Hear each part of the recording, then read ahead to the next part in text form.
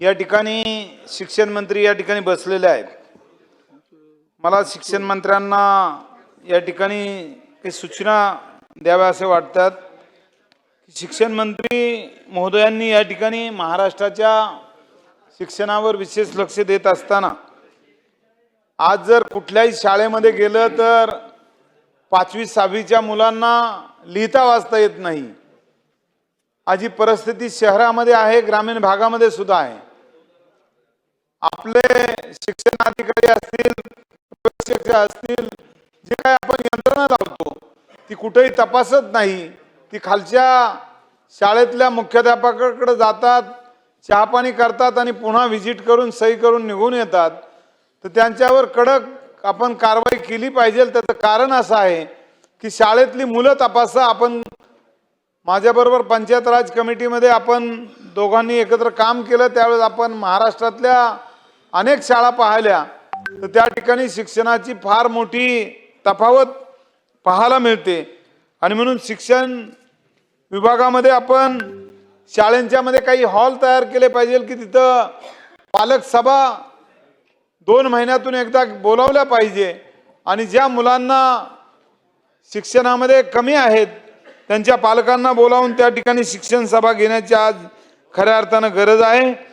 शाळेच्या खोल्या ज्या काही ग्रामीण भागामध्ये कौलारू आहेत त्या RCC होण्याची सुद्धा गरज आहे, कारण कायम सातत्यानं त्या दुरुस्त करण्याचं काम या ठिकाणी जिल्हा परिषदेच्या माध्यमातून केलं जाते। आणि म्हणून अशा सर्व शाळांना, शहरातल्या सर्व शाळांना ग्राउंड असले पाहिजे। मुलं विद्यार्थी हे क्रीडा क्षेत्रामध्ये पुढे गेली पाहिजे आणि त्यामधूनच खऱ्या अर्थानं मुलं घडत असतात आणि भविष्यामध्ये ते चांगले खेळाडू निर्माण होऊ शकतात। आणि म्हणून ज्या ज्या ठिकाणी जागा उपलब्ध असतील त्या ठिकाणी आपण मोठ्या जागेवर मोठे ग्राउंड उभे करून शालेय मुलांना चांगले शिक्षण देण्याची आज गरज आहे। खऱ्या अर्थानं अनेक शाळांच्या मध्ये शिपाई नाही। शाळा हा शिक्षणाचं मंदिर आहे आणि या मंदिराची स्वच्छता होत नाही, त्याला शिपाई नाहीये।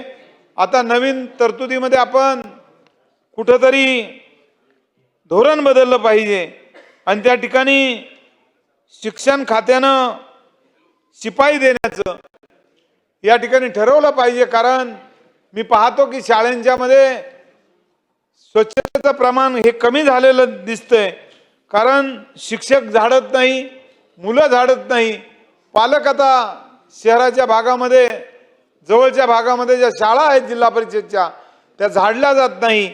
आणि म्हणून आज शाळांच्याकडे लक्ष देण्याची गरज आहे।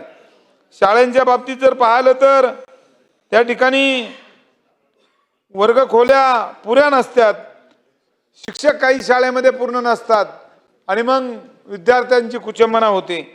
त्याही गोष्टीकडे लक्ष देण्याची गरज आहे। आणि म्हणून शाळांच्या बाबतीत विशेष लक्ष देण्याची आज खऱ्या अर्थाने शिक्षण खात्याला गरज आहे। मी महसूल खात्याच्या बाबतीत बोलत असताना परवाच महसूल मंत्र्यांनी जो निर्णय घेतला की ज्या महानगरपालिका नगरपालिका हद्दीमध्ये महसूलच्या जमिनी आहेत, म्हणजे गायरान जमिनी असतील, त्या जागा महापालिकेंना नगरपालिकेंना द्यायच्या आणि त्या ठिकाणी ज्या काही सुविधा उपलब्ध करून द्यायच्या, त्या मग गार्डन असतील, शाळा असतील किंवा क्रीडांगणे असतील, ज्या ज्या शासकीय सुविधा पाहिजे त्यासाठी जागा उपलब्ध करून देतात। त्याबद्दल मनापासून मी महसूल खात्याचं आणि महसूल मंत्र्यांचं अभिनंदन करतो।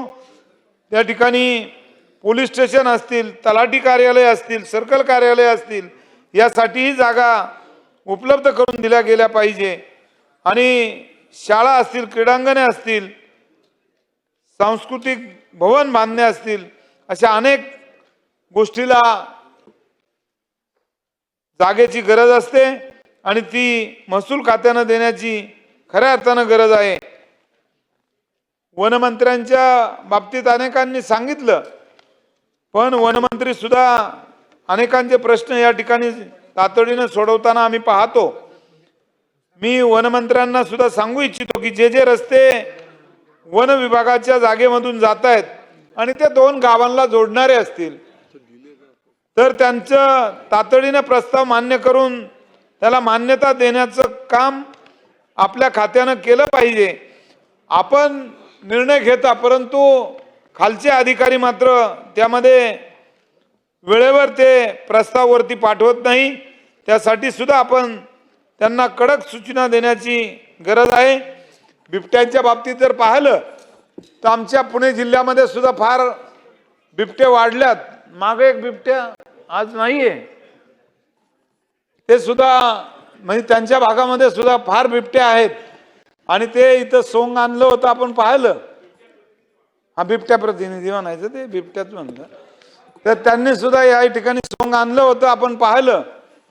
आणि खरं म्हटलं तर खरंच बिबटे फार मोठ्या प्रमाणामध्ये वनमंत्र्यांना मी सांगू इच्छितो की पुणे जिल्ह्यात माझ्याही मतदारसंघातल्या एक 4-5 गावामध्ये बिबटे आजही आहेत आणि त्या ठिकाणी जर वन खात्याच्या अधिकाऱ्यांना आम्ही फोन केला तर ते सांगतात की पिंजरे लावून घेतो, परंतु त्या ठिकाणी वनमंत्री साहेब ते पिंजरे लावत नाही आणि ते म्हणतात कुठं नेऊन सोडायचे हे बिबटे, असं ते आम्हाला उत्तर देतात। त्यावेळेस असं वाटतं की हे असं का उत्तर देतात, तर ते म्हटले की त्यासाठी आम्हाला सोय करायची आणि ती थोड्या दिवसामध्ये आम्ही करणार आहोत। मी वनमंत्र्यांना सांगू इच्छितो की ती सोय तातडीनं करावी आणि बिबटे पुणे जिल्ह्यात किंवा बाकी जिल्ह्यामध्ये तशा सोय करून त्यांची तातडीनं रवानगी त्या ठिकाणी करावी आणि वन खात्याचे जे काही प्रश्न असतील ते आपण तातडीनं सोडवावे। माझ्या मतदारसंघामध्ये हा शहरी आणि ग्रामीण मतदारसंघ आहे। अगदी महानगरपालिकेला लागून वन विभागाची 500 एकर जागा आहे आणि त्या ठिकाणी महानगरपालिकेला लागून आपल्याला माहिती आहे की महानगरपालिकेमध्ये जागा नसतात आणि पिंपरी चिंचवड आणि पुणे महानगरपालिकेला लगत असणारा हा प्लॉट आहे। त्या ठिकाणी वन विभागाने चांगलं उद्यान उभं केलं तर वन विभागाला त्या ठिकाणी त्यामधून मोठं उत्पन्न निर्माण होऊ शकतं, कारण पुणे शहर आणि पिंपरी चिंचवड शहरामध्ये अशी 500 एकर जागा कुठेही नाहीये आणि म्हणून त्या ठिकाणी आता आपण 50 एकराचं गार्डन उभं करण्याचा प्रस्ताव दिलेला आहे। ते तातडीनं या ठिकाणी होणार आहे, परंतु तो तातडीनं ते एक छोटं का गार्डन उभं केलं तर त्यानंतरच्या काळामध्ये टप्प्याटप्प्यानं आपण त्या ठिकाणी गार्डन उभं करू शकतो आणि म्हणून त्याची कार्यवाही आपण त्वरित करावी अशी मी या ठिकाणी माननीय वनमंत्र्यांना विनंती करतो। त्याचप्रमाणे मुख्यमंत्री बळीराजा शेतबांधण रस्ते योजना शासनानं हातामध्ये घेतलेली आहे। या योजने अंतर्गत आमच्या मतदारसंघातील निरगुडे असेल, वडगाव शिंदे असतील, मांजरी खुर्द असतील, ही अनेक लगतची शहराच्या गावं आहेत की त्यामध्ये या गोष्टीची फार गरज आहे, कारण शिवरस्ते सुद्धा त्या ठिकाणी तयार नाहीयेत आणि मग शिवरस्ते नसतील, पांधन रस्ते नसतील तर शेतकऱ्याची फार कुचंबना होते। सरकारने त्याही गोष्टीकडे लक्ष द्यावं अशी या ठिकाणी मी विनंती करतो। आपण कालच प्रस्ताव ठेवला की या ठिकाणी मोजण्या संयुक्त होतील। ह्या मोजण्या करत असताना पांधन रस्ते, शिवरस्ते 7 वाजता आपल्याला ही संपायची आहे, त्याच्यामुळे प्रत्येकाला जर हे महसूल मंत्र्यांनी तातडीनं एक 100 दिवसामध्ये मोजून द्यावेत आणि संपूर्ण महाराष्ट्रातले पांधन रस्ते आणि शिवरस्ते या ठिकाणी प्रत्येक गावामध्ये मोजून द्यावेत आणि त्या ठिकाणच्या तहसीलदार असतील किंवा त्या भागातले जे अधिकारी असतील त्यांना सूचना देऊन ते काम तातडीनं हातामध्ये घ्यावं। त्याचप्रमाणे प्रत्येक भागामध्ये आपण आता तलाठी कार्यालय चला बापू वेगळी बांधत आहोत, तेही या ठिकाणी तातडीने तयार करण्यात यावेत।